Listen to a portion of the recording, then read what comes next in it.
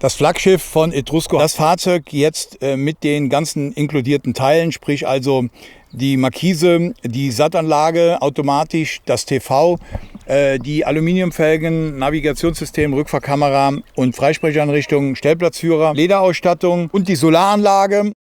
Das Flaggschiff von Etrusco, der i7400, ein voll integriertes Fahrzeug, bei dem Sie ein Raumgefühl haben, ja fast wie in einem kleinen Haus. Voll integriert, das werden wir gleich mal erklären, was das Ganze bedeutet. Und Sie werden erfahren, was kann ich mit dem Fahrzeug machen, was kriege ich alles für mein Geld und ja, für wen ist eigentlich so ein Fahrzeug gedacht, ein voll integrierter? Hier ist Jürgen Jung von wohnmobile-saarland.de. Wir haben heute einige Videos gedreht, ein voll integrierter war noch nicht dabei. Ja, hallo Sven. Nee, ein voll integrierter war noch nicht dabei. Das Flaggschiff von Etrusco haben wir uns aufgehalten bis zum Schluss. Und vor allen Dingen, schau dir die Front an, das Lächeln von Etrusco. Welches Lächeln? Das Lächeln, wenn du da schaust, ich kann dir das nochmal zeigen. Ich habe dir das schon mal auf der Messe gezeigt. Ich zeige das nochmal gerne. Das ist der Mund. Und das ist das Lächeln mit den zwei Augen. Okay, jetzt sehe ich es auch. Nee, wir haben es auf der Messe schon gedreht. Genau. Wir waren auf der Caravan Expo in Düsseldorf und in Stuttgart. Und da steht er jetzt hier mitten im Saarland. Wir wollen euch heute eigentlich mal zeigen, alle Details. Also es fängt an, dass ich überdimensionierte Spiegel habe, die mir auch helfen beim Rangieren. Die brauche ich auch einfach. Was aber noch viel wichtiger ist, ist der Innenraum. Da kommen wir gleich mal drauf. Die nutzbare Größe innen ist einfach viel größer. Ja, also ich sage immer, das Fahrzeug ist im Bus ähnlich, außer dass er aufgebaut ist wie ein Wohnmobil. Deswegen auch die Spiegel, das sind Spiegel vom LKW oder vom Bus, die man braucht, um dieses Fahrzeug zu fahren. Und von daher ist das Ganze auf dem Leiterchassis aufgebaut. Vorne sitzt der Motor mit der Lenkung und alles andere wird drumherum gebaut, später im Werk. Ja, das Ganze nennt sich voll integriert. Hier kann man auch reinschauen. Ich habe einen unglaublich tollen Panoramablick. Das habe ich beim Teilintegrierten nicht. Also wenn ich hier allein mal durchgucke, kann ich praktisch, und das werden wir gleich mal von innen sehen, ich kann die ganze Natur panoramamäßig einfach sehen. Und das ist natürlich gerade, wenn ich jetzt hier bin im Saarland und habe so einen tollen Ausblick und stehe hier, das werden wir auch gleich mal sehen, ich kann die Natur ganz anders genießen. Genau, man hat eben viel mehr Raumgefühl noch wie in einem Teilintegrierten. Ich habe vorne riesengroße Scheibenflächen, Fensterflächen und das Ganze ist halt keine Verbreiterung mehr ab dem Führerhaus, sondern es geht von vorne nach hinten wie beim Bus gerade durch. Ja, Nachteile haben wir gerade eben kurz mal angesprochen. Vorteile, Nachteile. Ist der denn etwas unhandlicher, etwas unübersichtlicher oder gewöhnt man sich da an alles und danach ist es alles gleich? Also ich würde fast sagen, es gibt keine großen Nachteile, weil das, was oft als Nachteil gesehen wird, ist, dass man vorne halt durch dieses sehr tiefe Armaturenbrett nicht so nah an der Straße ist. Ich behaupte, es ist nur eine Übungssache. Wenn man 5-mal damit gefahren ist, dann hat man das drin und man muss das Fahrzeug so ein bisschen fahren wie ein Bus. Das ist eben der Unterschied, aber es ist kein Nachteil. Für mich zumindest. So, das bedeutet also, wo normalerweise die Schnauze stark abfällt, genau. Das habe ich hier nicht. Das heißt, ich kann nicht runter gucken. Gut, was sowieso keiner macht. Also aber hier habe ich halt eine gerade Schnauze bis vorne hin und der gesamte Teil vorne ist GFK. Was mir gut gefällt, sind hier beim Licht diese Linsensysteme, macht das Ganze sehr schick. Ich habe also, ja. Oder? Ja, sehr, sehr schick und sehr schön, wie gesagt. Und von da aus sehr schöner Anblick, auch mit dem lächelnden Mund und dem toskanischen Etrusco-Pferd. Ein sehr, sehr schöner Frontmaske. Und ich behaupte, es ist bei den voll integrierten Fahrzeugen die schönste Front, die es im Moment zumindest 2020 auf dem Markt gibt. Naja, das kannst du ja behaupten, das ist ja Geschmackssache. Ich finde es auch sehr gelungen. Aber es ist ja so, das Fahrzeug muss ja gefallen. Es muss einem richtig gefallen. Und es ist nicht nur das Äußere, das ist das, was man sieht. Es gibt auch Menschen, die sagen, es muss vielleicht ein bisschen was darstellen, wenn ich schon, ich sag mal, unterwegs bin im Haus und dafür so viel Geld ausgebe. Wenn wir gleich den Preis erwähnen, das muss man auch fairerweise dazu sagen. Ja, das Fahrzeug kostet weit unter 100.000 Euro. Und zwar deutlich. Ja. Wir werden jetzt noch nicht erwähnen, wie viel es kostet. Aber da gibt es andere vollintegrierte, da sind wir mal locker bei, ich sag mal 70, 80, 90. 100.000 und mehr. 100.000 und mehr, je nachdem. Darf man keine Äpfel mit Birnen vergleichen. Genau. Die haben vielleicht eine andere Ausstattung. Die haben vielleicht, ich sag mal, eine entsprechende Wasserheizung mit drin. Da gehen wir gleich nochmal genau drauf ein, was ist da alles mit drin. Was zunächst mal auffällt ist, was vielen Leuten unglaublich entgegenkommt, der hat gar keine Treppe mehr. Nein, der hat einen sehr tiefen Einstieg und deswegen fällt die Treppe im Prinzip weg. Also ich habe hier im Prinzip ganz normal eben nur den Einstieg so, wie ich es im Prinzip hätte, als wenn ich eine Treppe gehen würde. Mehr ist es nicht, kein Unterschied mehr. Ungefähr wie beim Wohnwagen, kann man sagen, also die Höhe. Genau, kommt das hin? Ungefähr. Ja, ich würde sogar noch ein bisschen niedriger wie beim Wohnwagen. Wohnwagen ist schon noch ein bisschen höher. Also wenn ich da jetzt ein Problem mit habe, dass das vielleicht ein Ticken zu viel ist, kann ich auch ein... kann man noch ein Bänkchen drunter machen. Es gibt auch, gibt's noch, und es gibt auch noch eine Einstiegshilfe elektrisch, die man einrüsten kann.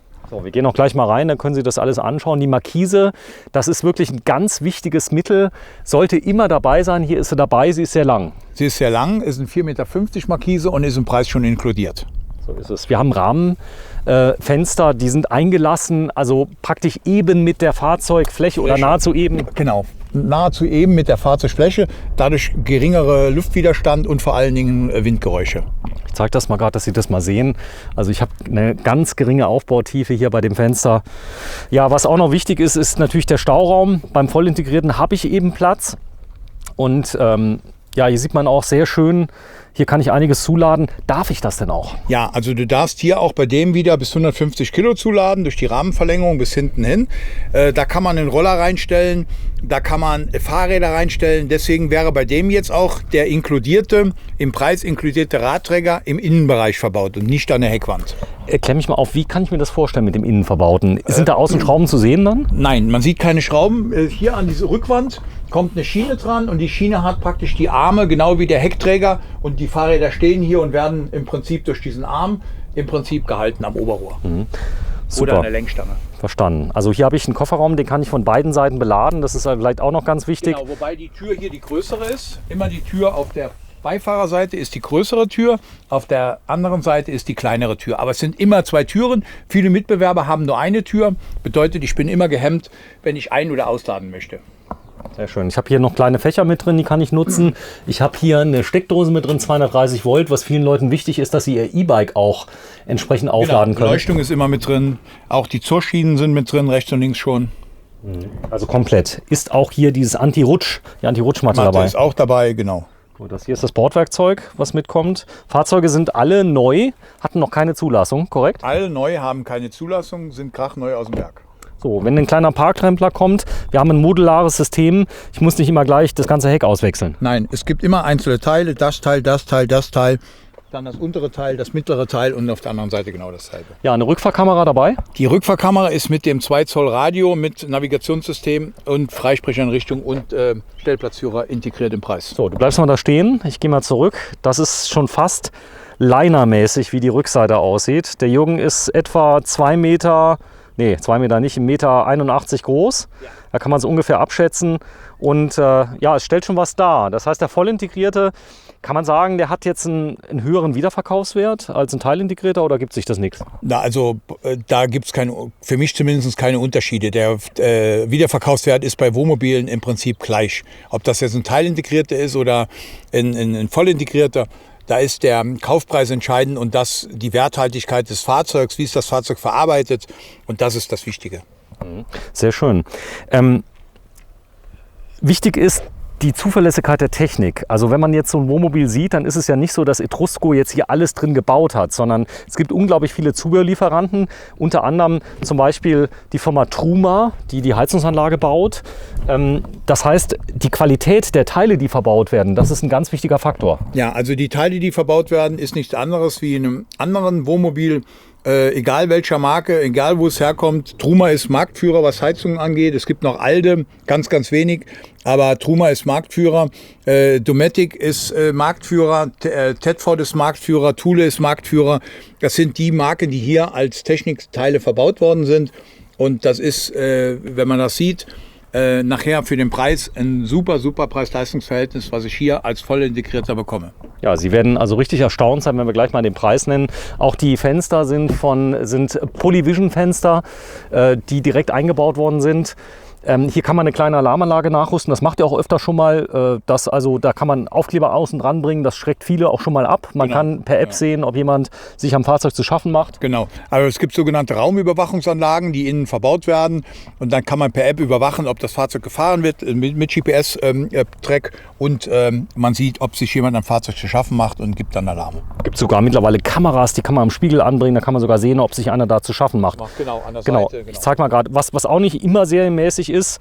Bestimmt bei vollintegrierten vielleicht, aber das sind diese tollen Leichtmetallfelgen, die dabei sind. Genau, also Leichtmetallfelgen sind auch schon im Preis inkludiert mit den Michelin Camper-Reifen. Das wären jetzt sogar schon Allwetterreifen bei dem Fahrzeug. Der All Seasons in dem Fall. Heißt also auch da... Er hat ein Schneesymbol. Genau, hat man entsprechend eine bessere Qualität. So, hier vorne ist der Wassertank. Wie viel? 100 Liter. Ist in dem Fall unter der Sitzbank verbaut. Und hier ist der Dieseltank. Das ist der Dieseltank. Genau. So, auch da habe ich eine ganz normale Tankgröße. Tankgröße ist bei dem Fahrzeug 75 Liter. Warte mal, der hat eine Tür auf der Seite. Das ist ja sehr ungewöhnlich. Also selbst Hightech-Wohnmobile, die mehrere 100.000 Euro kosten, haben keine Tür auf der Fahrerseite. Er hat eine Tür auf der Fahrerseite. Also man kann ganz normal einsteigen. Auch die Tür geht mit Zentralverriegelung. Ich habe elektrische Fensterheber, elektrische Spiegelverstellung. Hier ist der AdBlue-Tank. Okay. 20 Liter.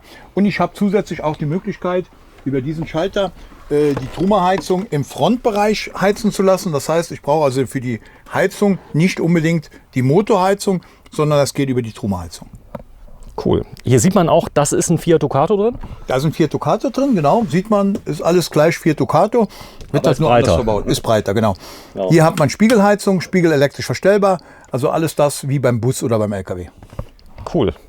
Also wenn wir Ihnen gleich den Preis nennen, dann und Sie eigentlich vorhatten, einen Teilintegrierten zu kaufen, ja, vielleicht legen Sie das Geld nochmal drauf. Es lohnt sich auf jeden Fall. Das ist von außen Abmaße 7.400, 7,40 Meter. 7,40 Meter, genau. Cool. Ja. So, dann gehen wir mal rein, oder? Gehen wir mal rein. Schauen wir uns mal drin an.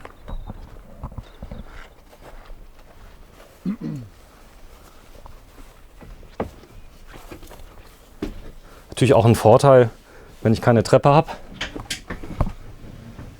Kann auch nichts kaputt gehen.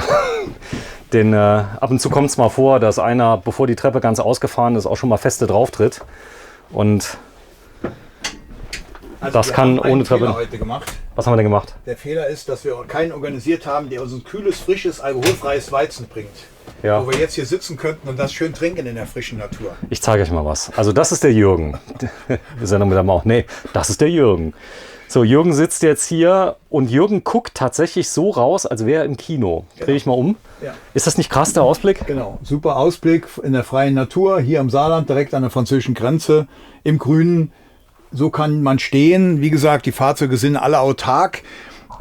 Und das ist problemlos möglich, immer stundenweise über gewisse Zeit. Man darf natürlich jetzt nicht hier anfangen zu campen, das wäre natürlich verboten. Aber das, was wir jetzt machen, ich habe einen PKW im Parke. Wir parken, genau. Wir parken, warten, trinken was, essen was und fahren dann weiter. Genau. So bleib mal da sitzen, ich gehe mal ganz zurück. Dass man mal sieht, wie viel mehr Licht man auf einmal hat im vollintegrierten. Also da, wo normalerweise die Scheiben vom Ducato sind, das heißt die Front- oder Seitenscheiben, habe ich Panoramafenster und eigentlich ist alles vorne komplett Scheibe, ja. Jetzt habe ich hier natürlich Verdunklungssysteme dabei. Die haben nur einen, ich sag mal, einen ganz wichtigen Hinweis. Die darf ich im Sommer nicht zumachen. Genau, also das ist ein Verdunklungssystem und kein Hitzeschutzsystem. Wenn ich die jetzt im Sommer am Tag zumache, das ist Papier, dann entsteht hier zwischen der Scheibe, vor allen Dingen an der Frontscheibe durch die Neigung, und dem Papier 100 Grad. Und das Papier fängt an zu brennen. Und das ist des Öfteren schon passiert. Gibt es extra Thermoteile, die man von außen aufsetzt, damit das eben nicht der Fall ist. Gut, da kann man auch beratend tätig werden bei euch. Aber ganz wichtiger Hinweis, denn auch vorne hat man das. Machen wir bitte vorne zu. Kurz können wir es ja machen. Jetzt ist ja auch noch Frühling. Temperatur noch nicht so da, aber Sie sollten, wenn die Sonne scheint, gerade im Süden, auf keinen Fall zumachen. Es sind schon mehrere Fahrzeuge, jetzt keine Etruscos, aber andere sind schon abgebrannt. Genau, da käme jetzt das Teil von der anderen Seite und wird mit Magnet in der Mitte gehalten. Und da entsteht gerade in der Neigung der Scheibe, eben wenn man jetzt schon dran fährt, wenn man das messen würde mit dem Thermometer, hätten wir jetzt ungefähr schon 60 Grad da in dem Bereich der großen Scheibe. Und deswegen also nicht machen. Nicht machen. So. Auch bei den Modellen hier machen wir ganz oft, wenn wir da bei den Scheiben schon dran sind, haben wir jetzt gerade einen gestern ausgeliefert nach Bayern. Der hat eben die beiden Seitenscheiben hinten am Schlafraum und die beiden Scheiben hier vorne mit einer weißen Lochfolie von außen beklebt bekommen. Hat den Vorteil, dass sich das Fahrzeug innen drin nicht so stark aufheizt. Hat aber den größeren Vorteil, ich kann mit der Nase von außen an die Scheibe drücken und ich sehe nichts. Ich kann aber von innen nach außen schauen, genauso wie wir jetzt rausschauen können. Ja, ich muss immer ein Stückchen zurückgehen, weil ich habe hier keinen mega Weitwinkel drauf, aber trotzdem kann man sehr gut sehen, dass die vordere Sitzgruppe in 0, nix umgewandelt werden kann in eine, ich sag mal, fast Lounge-Sitzgruppe für ganz viele Personen. Wie viele Leute dürfen denn mitfahren? Also mitfahren dürfen 4. 4 dürfen 4 mitfahren. angeschnallte Sitzplätze und 4 Sitzplätze wären auch da im Prinzip drauf, wo man jetzt fahren kann. Ich kann hier auch alles jetzt noch verschieben, verstellen, in allen Himmelsrichtungen. So, man kann da rum sich setzen und kann entsprechend auch ganz normal eben Kaffee trinken. Ja, das darfst du jetzt mal machen, setz dich mal gegenüber. Denn bei ganz vielen Wohnmobilen kann man sich nur in einem 90-Grad-Winkel hinsetzen. Und das ist hier ganz anders. Das heißt, ich sitze jetzt hier, wir trinken unseren Kaffee, wir mögen uns beide nicht besonders, wir brauchen Abstand, warum auch immer. Geht. Nee, Spaß beiseite. Ja. Viele wollen da nicht über Eck sitzen, sondern die wollen sich in die Augen gucken. Genau. Also das ist ja heute Face-to-Face, heißt das ja Sitzgruppe. Das ist eben das, was gefragt ist und dass man ein bisschen lockerer sitzt, wie zu Hause auch. Und das ganze Ambiente auch mit diesen schönen Pilotensitzen, sage ich immer, mit diesem Pferdchen drauf, das Etrusco-Pferdchen. Das sieht sehr, sehr wertig aus. Diese Schalensitze hier, das findest du bei vielen Wohnmobilen in der Klasse überhaupt nicht. Nur in den hochwertigen, die über 100.000 Euro liegen, dass du richtige Schalensitze hast. Recaro-Sitze sagt man ja dazu im Prinzip so im Schach. Es sind aber keine Recaros. Es sind keine Recaro-Sitze. Ich sag nur so, dann auch diese Armlehnen, alles richtig sauber, schön bezogen. Also eine sehr, sehr, sehr hochwertige Verarbeitung hat das Fahrzeug. Und das ist das, wo ich vor allen Dingen sehr viel Wert drauf lege. Auch was Spaltmaße, was Schränke angeht. Und das ganze Ambiente ist mal sehr modern, sehr jung gehalten mit diesen Cappuccino-Wänden. Anders wie alle anderen, aber trotzdem schön und was Besonderes. Und das ist das, was Etrusco ausmacht. Ja, es ist wie die Frontmaske. Es muss einem gefallen. Genau. Gefällt nicht jedem. Genau. Das Braun ist nicht jedermanns Sache. Aber es gibt unglaublich viele Leute, weil das eben ein ganz modernes Interieur ist, die sagen, das sieht ja so aus wie die modernen aktuellen Möbel. Genau, es ist so, wir haben schon mal Bilder auf so ein Wärmeplakat drauf gemacht vom Wohnhaus und da hat man nicht erkannt, dass das die Möbel waren eben aus dem Wohnmobil, weil das ist genau das, was man heute, wenn man in ein Möbelhaus geht, im Wohnzimmer, im Esszimmer findet. Ja, sehr schön ist, deine Frau hat die Gardinen geschneidert, das sieht man hier, die dabei sind. Mit Sicherheit nicht, weil bei mir wären keine Gardinen drin. Gut, die kann man rausnehmen. Das ist das Erste, was ich am Wohnmobil entferne, wenn ich im Wohnmobil besitze oder was ich habe. Ich habe die Gardinen rausgemacht. Ich mag das nicht. Gardinen ist für mich was Schreckliches. Ich habe deswegen auch bei mir die Fenster beklebt. Ich möchte gern die Natur sehen, aber ich möchte nicht unbedingt, wenn ich zum Beispiel morgens vom Sport komme und gehe dann duschen und laufe dann vielleicht nur in der Unterhose rum, dann möchte ich nicht, dass die Dame, die vielleicht 3 oder 4 Meter neben mir steht mit dem Wohnmobil, mich dann in der Unterhose sieht. Und deswegen sind die Fenster bei mir auch beklebt und man kann von außen nicht reinschauen, aber man sieht von innen nach außen. Und ansonsten kann ich abends Verdunklung zumachen, Mückengitter integrieren und mache wieder auf und habe Mückengitter drin oder mache das Mückengitter auch wieder zu. Jürgen, du darfst mir auch noch eins verraten, ja? Warum ist denn das Verdunklungsgitter unten und das Mückengitter oben? Das kann ich dir nicht sagen. Das ist so. Ich kann es aber sagen. Ja? Du kannst es nämlich von unten teilweise hoch machen, sodass einer von außen nicht reingucken kann. Und du kannst aber rausgucken. Ja, siehst du, so zum Beispiel. Ja. Oder so, genau. So, das ist nämlich stufenlos. Ja. Das habe ich aber auch erst erfahren, nachdem mir das einer erklärt hatte. Ja. Und das heißt, das ist der Grund, warum es so ist. Ja, wenn ich jetzt hier reingucke, da ist ein tolles Radio dabei. Das Fahrerhaus selber ist aber klimaunterstützt. Das bedeutet, ich habe eine Fahrerklimaanlage dabei. Genau, Fahrerhausklimaanlage dabei. Ist ein Tempomat drin. Der hat jetzt auch schon die Silberelemente mit drin im Armaturenbrett. Das ist eine besondere Ausstattung. Die rechts und links die Lüftungsgitter, die ja in Silber sind. Silberapplikationen heißt das bei Fiat. Ist die Klimaanlage ist drin und der Tempomat und Tempobegrenzer ist drin. Radio, Navigation, Rückfahrkamera von Zentec und Stellplatzführer natürlich auch. Ja, den gibt es auch in Automatik. Hast du noch lagermäßig Automatikfahrzeuge da? Automatikfahrzeuge haben wir noch 2 da. Sind noch 2 da. Genau. So, im Moment, wir drehen mitten in der Corona-Krise am 16. April 2020, hoffentlich bald vorbei. Es werden im Moment keine Fahrzeuge gebaut, es werden keine Bestellungen angenommen. Bereits bestellte Fahrzeuge werden nicht ausgeliefert, so ist es im Moment, alles steht. Ich glaube, das ist überall so. Es wird auch noch ein bisschen dauern. Ihr habt noch ca. 60 Fahrzeuge da. Du wirst aber jetzt nicht Kapital draus schlagen und mehr verlangen, sondern im Moment geht ja so rum, die müssen jetzt alle billiger werden, die haben die Autos am Hof stehen. Es gibt du weißt es von Kollegen, es gibt wenig Wohnmobile. Du lässt die Preise aber so wie vorher. Genau, ich lasse die Preise so wie vorher und der Glaube, die Autos müssen teurer werden, der geht nicht ganz in Erfüllung, obwohl ich den natürlich gut nachvollziehen kann. Aber dadurch, weil keine Fahrzeuge produziert werden, fällt die gesamte Lagerbestellung im Prinzip weg dieses Jahr. Das heißt, es wird ab Oktober, November eine Verengung auf dem Markt geben, sodass die Nachfrage viel größer ist, wie das, was an Fahrzeugen da ist. Das heißt, wer im Oktober, November ein Fahrzeug kaufen möchte, muss davon ausgehen, dass dann die Fahrzeuge mit Sicherheit teurer sind, weil wir dann schon von Modellen sprechen, die für 2021 vielleicht produziert sind oder werden, je nachdem, wie sich die Lage letztendlich entwickelt, was wir alle nicht wissen. So, was wir noch nicht wissen, ist der Preis. Den werden wir aber noch nicht verraten. Wir werden dann erstmal die Nase lang machen, was man alles kriegt hierfür. Voll integriert. Wir sitzen gerade hier drin. Genau. Und es ist das Luftigste, was ich hatte von allen, die wir heute gefilmt haben. Wir haben 5 Autos gefilmt. Ich sitze jetzt hier auf dem Sitz, gucke raus auf die rechte Seite. Hin sind die Pferde, die da sind. Das ist schon Wahnsinn.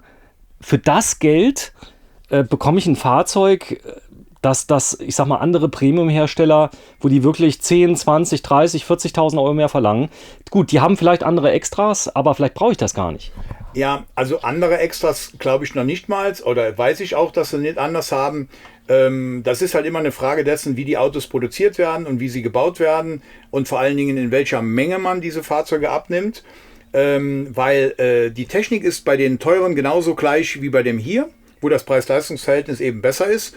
Das sind Fahrzeuge, die genutzt werden, wenn man halt die integrierten, die voll integrierten, wenn man halt wirklich ein richtiges großes Raumgefühl, Platzgefühl haben will und man sich so wohlfühlen will, 100% wie zu Hause. So, Einstieg.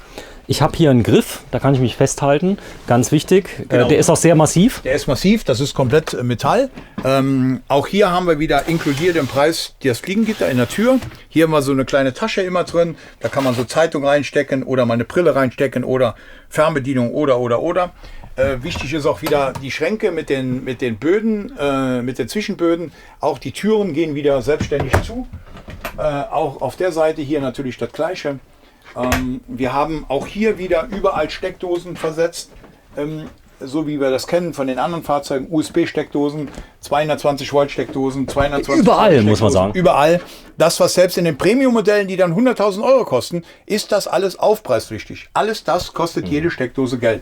Hier gibt es 2 allein unten zum was einstecken. Genau. 220 Volt mäßig. Diese Schiene gibt es auch in den Premium-Modellen nicht. Ich kann hier Kapseln reinmachen, ich kann eine Zebravision Wegrolle reinmachen oder für die Küchentücher aufzuhängen. Alles das ist möglich. Ich habe 1, 2, 3 Fenster im Innenbereich plus 1 im Bad plus 1 in der Dusche. Also wir haben hier wirklich eine sehr, sehr exklusive Ausstattung von dem Fahrzeug. Und was mir wichtig ist, das immer wieder zu zeigen, schau dir die Spaltmaße an, die sind überall gleich. Da ist überall das gleiche Spaltmaß bei den Fahrzeugen und von daher... Wenn du nochmal aufmachst, wir zeigen nochmal die Scharniere, also dass man wirklich mal sieht, da ist Qualität verbaut worden, hier sogar 3 Stück. Da sind 3, da siehst du, wie stark, wie breit die sind.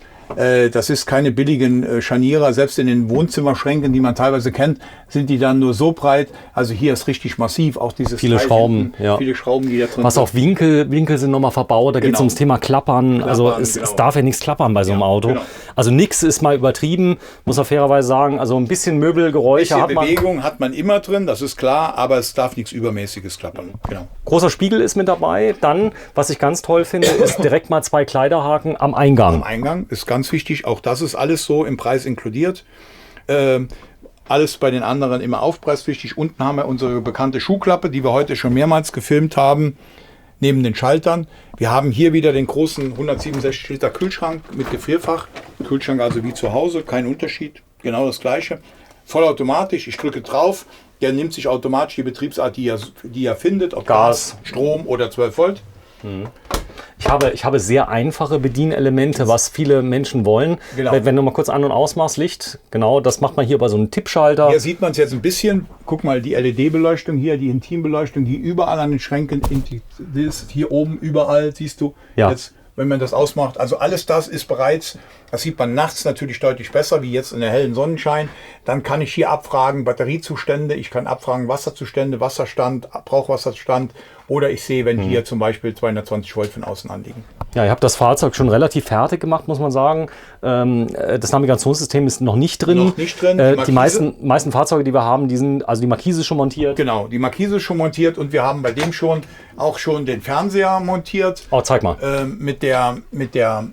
Oben mit der Satzsteuerung. Das ist jetzt ein großer Fernseher, also ein 20 Zoll Fernseher, den man eben rausmachen kann, um eben zu schauen und genau eben nach hinten auch. Also das heißt, ich kann auch im Wohnbereich gucken? Genau, man kann hinten gucken oder man kann im Wohnbereich schauen. Ja, das Ganze klappert auch nicht. Das ist alles sehr stabil. Die Halterungen, die haben sich stark entwickelt. Muss ich irgendwie studiert haben, um die Antenne dazu zu bringen, mir RTL oder das erste zu bringen? Nein, gar nicht. Hier, du siehst, die Antenne ist schon drauf. Du drückst hier auf Off und dann leuchtet hier automatisch eingestellt Astra 19 und alles andere geht automatisch. Wenn ich die Antenne nicht eingefahren habe und fahre los, kann ich theoretisch dort, ich sag mal, mit ausgefahrener Antenne? Nein, das geht nicht. Die Fahrzeuge sind alle mit D+ gesteuert. Das heißt, sobald ich die Zündung reinmache, geht die Antenne automatisch rein. Okay, das hört man auch. Trotzdem nachgucken schadet nicht. Immer gucken, Checkliste machen, genau, so eine Empfehlung von mir auch.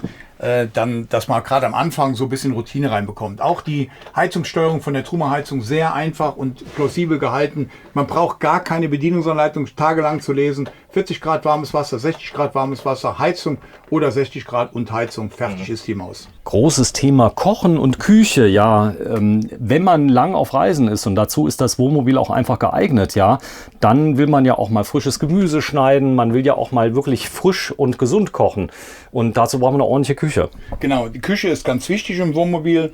Wir haben hier auch verbaut einen 3-Flammenkocher. Man kann große Töpfe draufstellen. 2 kriegt man auf jeden Fall drauf. Der 3. müsste dann etwas kleiner sein. Ist Gas. Natürlich geht sehr schnell. Alle Profiküchen sind meistens mit Gas, wo man normal in den Restaurants geht, weil es sehr schnell geht und eine sehr gute Garart ist. Wir haben auch hier diese Metall-Wasserhähne drin. Keine Plastik, Edelstahl, Spüle. Und das, was wir in den anderen Filmen auch schon gesagt haben, möglichst schwere Sachen nach unten stellen. Deswegen gibt es einen großen Schrank mit Mülleimer, wo man hier halt Konserven und alle Sachen reinlegen kann. Nichts oben in die Hochschränke rein. Wenn da mal was rausfällt und es fällt runter, dann schlägt es meistens was kaputt. Ganz kurz, Jürgen, man hat eben, wenn du noch mal kurz den Schrank aufmachst, da ist so eine graue Abwasserleitung mit drin. Die geht direkt in den Grauwassertank. Genau, das ist die Abwasserleitung, die geht in den Grauwassertank. Da ist eine kleine angetäuschte Siphon noch dran. Ansonsten geht die runter in den Grauwassertank. Ah ja, okay. Dass es nicht so riechen sollte, falls er mal voll ist. Genau. Das funktioniert ganz gut. Hier vorne ist die Gaseinstellung. Das heißt, ich habe die Möglichkeit, wenn ich das möchte, dass ich Stränge zumachen. Wenn ich mich dann sicherer fühle. Ich kann es aber auch auflassen. Man kann sie auflassen, genau. Also diese Stränge sollen nur abgeschlossen werden oder zugemacht werden, wenn länger steht oder wenn irgendwas undicht wäre, damit man trotzdem betreiben kann. Wir haben auch schon die Besteckschublade voll mit dem Einsatz drin. Auch hier sind die Schubladen wieder Einzüge und die Schubladen gehen. Unglaublich. Also normalerweise. Und 15 Kilo. Ja. Also normalerweise, wir haben gefilmt, wirklich Schubladen, die hast du aufgemacht, die gingen unbeladen gar nicht richtig raus. Genau, die haben gehakelt, gemacht, getan, die laufen wie auf Schienen. Genau. Auch hier wieder das Fenster zum Lüften oder zum Feuchtigkeit rausmachen, festmachen und dann kann ich stufenlos hier eben rechts und links einstellen und kann eben aufmachen. So, wir lassen jetzt mal auf, dass ein bisschen frische Luft reinkommt. Es ist unglaublich warm. Wir drehen heute am 16. April 2020 unser Schuhfach. Hier ist nochmal ein Fach für Schuhe oder für irgendwelche Sachen. Da kann man auch Getränke reinstellen zum Beispiel. Auch das wäre da möglich. Hier bei dem Fahrzeug haben wir jetzt ein Bodenfach.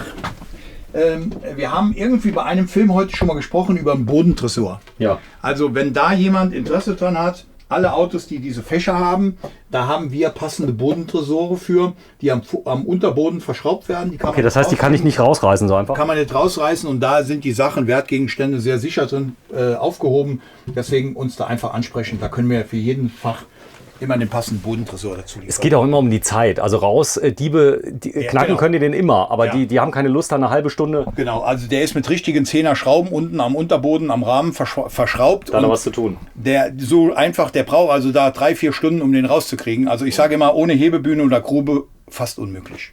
Okay. Es sei denn, er hat eine große Flex dabei, ja. Dann ja, aber da muss er auch noch unten drunter kommen. Und das soll er mal machen am Campingplatz. Ja. Genau. Verstanden. Okay, super. Ja, wir kommen gleich ins Raumbad. Das Ganze kann ich abteilen. So, jetzt haben wir wieder die Möglichkeit, hier unsere 2-Raumwohnung zu machen. Hier vorne eben ganz normal Esszimmer, Wohnzimmer und hinten haben wir dann das Schlafzimmer. Ja? Also auch Geräuschbelästigung. Auch hier haben wir wieder einen zusätzlichen Spiegel drauf, siehst du. So, und hier ist halt unser Einzelbett, was man halt problemlos zum Doppelbett machen kann. Jetzt darfst du mal ganz kurz, das konnte ich nämlich nicht sehen. Das ist jetzt im Moment das Doppelbett? Genau, das ist jetzt das Einzelbett, also 2 Einzelbetten. Und wenn ich dieses Teil rausziehe, hier, Habe ich Spielwiese. und lege dieses Kissen rein, habe ich 2x2 Meter Spielwiese. Genau.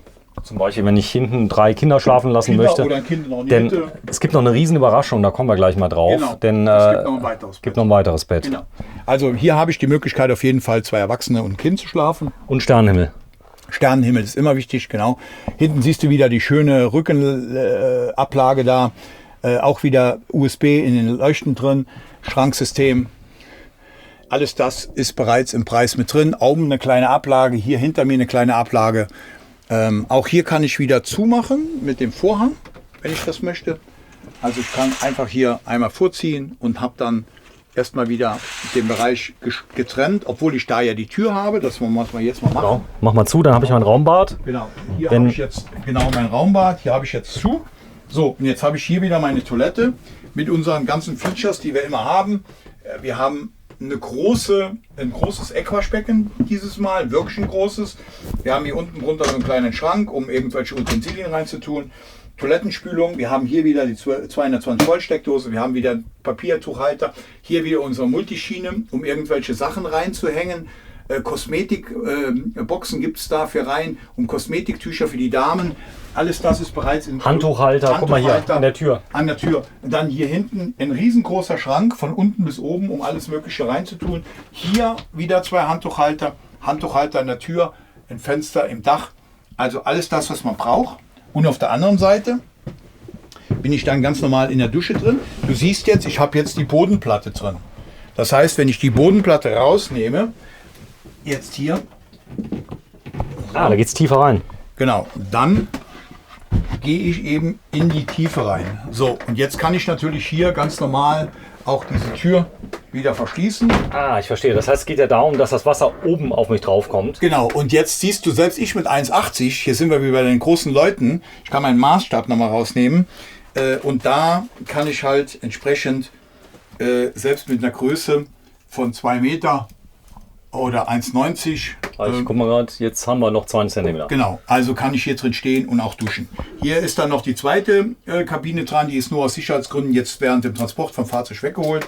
Von daher fehlt die einfach im Moment. Die zweite Die Trennwand. zweite Trennwand, die ist die, was hinten im Kofferraum gelegen hat. Ja, ziemlich cool. Ich zeig's mal gerade. Ich kann, wenn ich hier hinten liege, ich mache das mal gerade, ganz bequem aus dem Fenster rausgucken und nicht nur hier, sondern aus beiden Seiten. Und wenn du mal gerade so lieb bist, Jürgen, mach mal gerade die Gardinen weg, die du nicht so magst. Dann kann ich wirklich, habe ich einen Panoramablick. Sag mal, das könnte ja aus dem Prospekt sein, mal ganz ehrlich, oder? Ja. Hat's gemacht, Genau. ja. Ist es schön? Ja. Und das Ganze habe ich auf der Seite auch noch. Das heißt, ich kann also sehr schön, wenn jetzt hier hinten wir in Südfrankreich wären, hätte einen Platz direkt erster Reihe, kann ich von hier sogar etwas erhoben direkt aufs Meer gucken. Aufs Meer gucken, genau. Machen Leute auch, oder? Machen Leute auch, genau. Also die Meeresplätze sind immer die besten Plätze und auch die teuersten. Schön. So, ich lege mich mal ganz hinten hin. Du gehst mal ganz nach vorne. Dann sieht man erstmal, wie unvorstellbar. Jürgen, du bist ganz klein. Ja, denke ich mir. Krass, wie viel Raum er hat. Und hier vorne die Fenster. Jetzt merke ich aber auch, wie die Luft reinkommt. Wir haben ja vorne, Ein bisschen aufgemacht, dass die Luft durchzieht. Man kann also schön auch hier für ein bisschen Durchzug sorgen, dass es ein bisschen abkühlt. Wenn jetzt jemand für dieses Fahrzeug eine Klimaanlage haben wollte, Das heißt eine Klimaanlage, die auch im Stand geht. die im Prinzip aufs Dach, also eine Standklimaanlage, genau, die mit 230 Volt läuft, die würden wir an das Loch hier oben in das Fenster einbauen, was hier oben über der Küche ist, um sie gleichmäßig wieder als Dunstabzugshaube zu nutzen. Okay. Ja, was man noch erwähnen muss, sind die unglaublich großen Ablagemöglichkeiten dadurch. Wenn ich sag mal, einen vollintegrierten habe, kann ich das alles nutzen. Das geht beim teilintegrierten nicht. Genau, also hier habe ich überall Ablegemöglichkeiten, weil ich hier große Flächen habe. Das ist beim Teilintegrierten ja gar nicht gegeben, von daher ist das gar nicht möglich. So, ja, Einzige, was mich interessiert, da kommst du nie drauf. das zweite Bett. Ja, das zweite Bett kommen wir gleich drauf. Was ist unter der Klappe? Was unter der Klappe ist? Ja, da ist ein Bodenfach drunter. Guck mal. Auch da kann man den Tresor einbauen, wenn man das möchte. Gut, da kann man auch irgendwas anderes Kann reinmachen. man auch was anderes reinmachen, aber beide Klappen gibt es passende Bodentresore für. Ja, Thema Winterfest. Das hört man ja ganz oft. Das ist aber ein definierter Begriff. Was heißt ein Winterfest? Also Winterfest heißt im Prinzip, dass das Fahrzeug im Winter überall stehen kann, ohne dass das Wasser einfriert, auch im Abwassertank nicht einfriert, und die Fahrzeuge sind bei uns immer winterfest. Die Tanks sind immer isoliert und beheizt. Ist auch so, dass es eine gewisse Zeit geben muss, bis wann das Fahrzeug auf eine gewisse Temperatur kommen muss, das hier gewährleistet. Genau, also das ist hier gewährleistet. Die Fahrzeuge sind voll einsetzbar im Winter, auch zum Wintercamping über längere Zeit, macht gar keine Probleme. So, jetzt darfst du vorne noch, bevor wir das Bett zeigen, einfach noch die riesen Sonnenblenden mal zeigen. Denn beim vollintegrierten habe ich andere Sonnenblenden wie beim kleinen Fiat Ducato. Die brauche ich auch, weil wenn die Sonne tief steht, brauche ich richtige Sonnenblenden. Dann kann ich diese runterziehen und Ja. habe halt die Möglichkeit, das ganz genau auch entsprechend so zu machen. So, dann machst du nochmal hoch, dann zeig mal das Bett.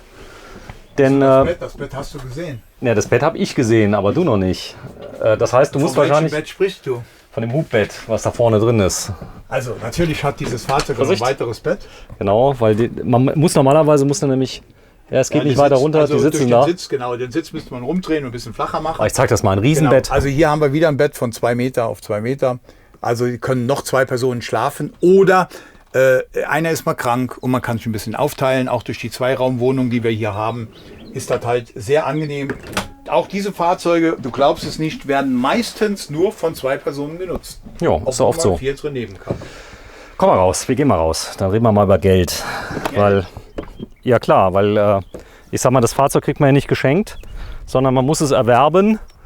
Und es ist für viele Menschen ist es so ein zweites Zuhause, was man kauft. Genau. Und da will ich auch wissen, was kostet sowas. Also ein vollintegrierter ist immer ein bisschen teurer, aber er ist nicht viel teurer wie die teilintegrierten. Also das Fahrzeug jetzt mit den ganzen inkludierten Teilen, sprich also die Markise, die Sattanlage automatisch, das TV, die Aluminiumfelgen, Navigationssystem, Rückfahrkamera und Freisprechanrichtung, Stellplatzführer, Lederausstattung und die Solaranlage, die das Fahrzeug autark macht, sind wir bei 67.900 Euro. 67.900 Euro, wie er quasi hier steht, sogar noch ein bisschen mehr, weil ein paar Sachen sind noch nicht verbaut. Sind noch nicht verbaut, genau. Ja, so sieht es aus. Die Garantie? Die Garantie ist 2 Jahre für das Fahrgestell und 2 Jahre für den Aufbau. Dichtigkeitsgarantie 5 Jahre. Ja, da drin steckt ein Fiat Ducato, ein neuester Bauart mit AdBlue und allem drum und dran. Genau, Komme ich in jede Stadt rein. Basis ist ein Nutzfahrzeug, ein Fiat Ducato. Das heißt Reifen, Bremsen, egal was, wenn der mal in die Wartung gehen sollte, da hat man extrem günstige Kosten. Genau, die sind extrem günstig, weil diese Fahrzeuge, Fiat Ducato ist der meist verbauteste Lieferwagen, den es gibt. Und deswegen In Europa. In Europa, und deswegen sind die Teile halt extrem günstig auch. Ja, sehr schön. Ja, wenn ich ihn haben möchte, ganz einfach, wohnmobile-saarland.de. Wir haben zurzeit Corona-Zeit. Ab Montag dürft ihr wieder unter Schutzbedingungen öffnen. Das heißt also, wenn jemand kommt, am besten Mundschutz mitbringen. Das Beste vorher anrufen. Genau, also immer auf jeden Fall. Wir möchten gern jeden Kunden auch individuell und seriös, manierlich beraten und das Ganze nicht im Hop-Hop-Veranstaltung machen. Deswegen ist für uns ganz wichtig, dass das Ganze sauber abläuft und deswegen anrufen, Termin machen. Dann haben wir Zeit für Sie, 2 Stunden oder 3 Stunden, und dann können alle Fragen beantwortet werden, weil sonst sind immer Fragen offen und die nachher, ich habe aber gedacht, ich habe aber gemeint, und das ist was wir nicht gern möchten. Deswegen ab Montag ruhig anrufen oder diese Woche schon anrufen und ab Montag Termine machen. Bei Wohnmobile-Saarland, das ist kein Problem. So, Hand aufs Herz, wie viel 7.400 hast du denn noch? Von denen habe ich noch 3. Noch 3 Stück da. Also First Come, First Serve, keinen Corona-Aufpreis. Fahrzeuge sind da, also sind da, dürfen abgeholt werden. Man darf auch damit nach Hause fahren. Genau so sieht es aus. Und eventuell gibt es ja demnächst Lockerungen, wie ich gehört habe, wohnen ja Menschen auch in Wohnmobilen. Die haben gar keinen Wohnsitz mehr. Und für die müssen ja auch Stellplätze da sein. Da gibt es eine große Diskussion in den Foren. Ich denke, da gibt es demnächst auch Lösungen, dass die Leute, ich sag mal, wenn sie die Schutzabstände einhalten mit allem drum und dran, ist natürlich klar. Wenn die ich sag mal, eine große Bierparty machen draußen mit 20 Leuten, wie man das sieht, das geht nicht. Ja, also die Diskussion geht darum, aufgrund unserer Grundgesetzregelung, jemand hat eine Eigentumswohnung und lebt da drin mit 2 Personen und hält sich an die Schutzregeln, die wir vorgegeben haben, in jedem individuellen Land. Oder jemand hat keine Eigentumswohnung, hat sich aber für 67.900 eine Wohnung gekauft auf 4 Rädern und lebt da drin und fährt damit durch Europa, weil er jetzt endlich mal Zeit hat und er möchte jetzt irgendwo stehen. Er hält aber in Deutschland die Schutzregeln ein, dann darf man den nicht benachteiligen und wegjagen und verteufeln, sondern man muss dem die gleichen Chancen gewähren wie der in der Eigentumswohnung lebt. Und da geht die Diskussion momentan ganz klar hin, dass man den Eigentümern auch die Möglichkeit geben möchte, in diesen Wohnmobilen dann zu leben, aber unter den gegebenen Schutzmaßnahmen auf den Stellplätzen, keine Versammlungen von mehr als 2 Personen und eben möglichst alles so die Maßnahmen einhalten, die dann eben in den jeweiligen Bundesländern individuell geregelt und gegeben sind. Ja, vielen Dank, Jürgen Jung. Wohnmobile-saarland.de, der i7400 SB in der Modellvariante 2020. Jetzt verfügbar, wenn Sie Lust haben, rufen Sie an. Hier ist alles nochmal eingeblendet. Danke, Jürgen. Ja, danke, Sven.